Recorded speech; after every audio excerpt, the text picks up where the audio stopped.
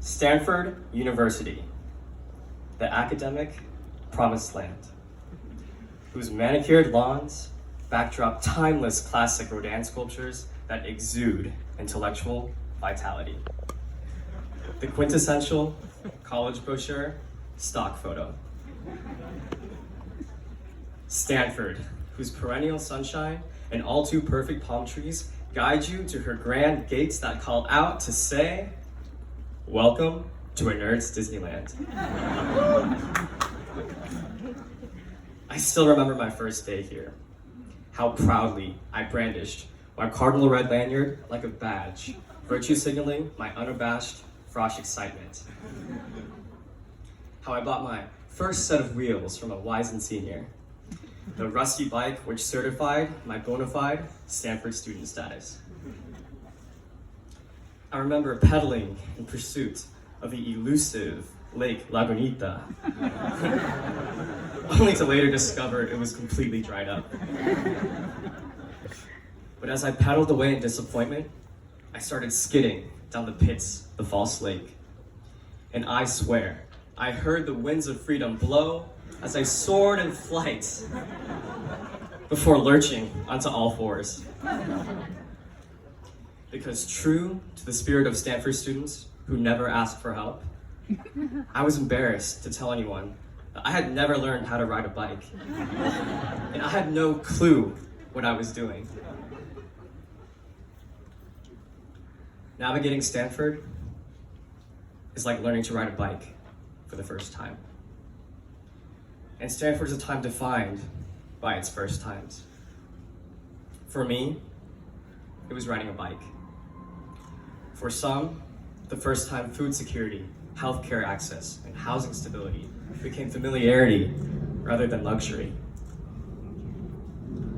It meant our worlds got bigger as we left our hometowns and countries for the first time. First samplings of exotic Stanford delicacies like boba and rock cod.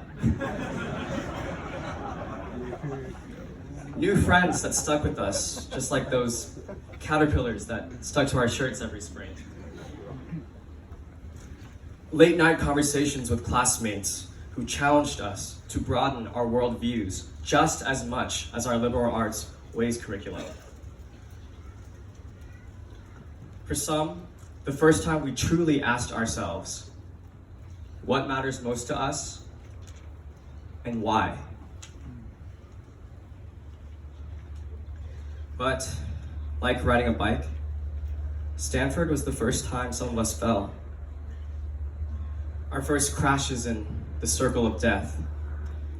C's, D's, and unsatisfactories that introduced us to imposter syndrome.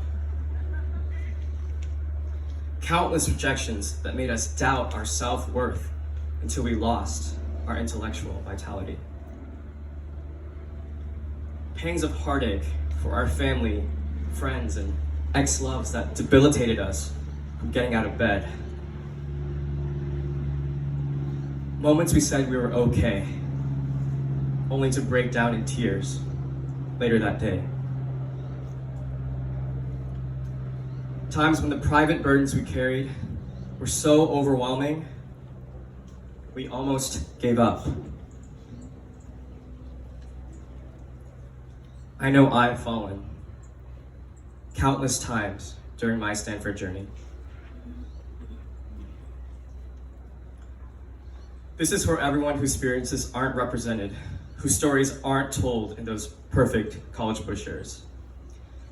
And for my younger self, who is ashamed to be honest until now. I want to tell you that learning to ride a bike for the first time is never easy. But don't let the fear of falling halt you from pedaling into the unknown. Do not be ashamed of missteps, because what is stumbling if not learning? Feel the pain of falling to your knees and learn from your mistakes. Trust in your friends to be there to catch you, and believe fiercely and unapologetically in your own strength to pick yourself up and keep moving forward. Look around you. Chances are your classmates are hiding so many scrapes and bruises from falling at Stanford. And yet here you are. And here I am, a first-generation, low-income, neurodivergent immigrant from a family of war refugees, not graduating with not 1, but 2 degrees, and I can bike with no hands.